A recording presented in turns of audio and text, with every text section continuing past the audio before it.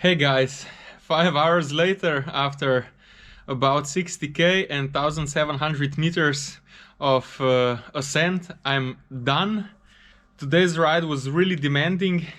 Every single meter of uphill was on a very rough road, which actually took much more energy than if it was on a nice gravel road. So the trails are not technical, but the terrain is really rough. So definitely, if you have a cross-country bike, you should definitely bring a full suspension mountain bike, because your ass is going to be grateful to you.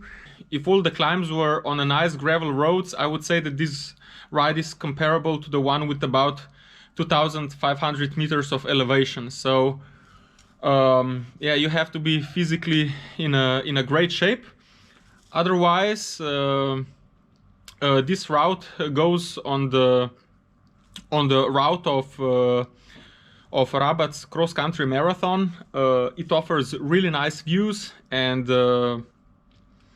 really nice single trails. Thanks again for watching and see you next time.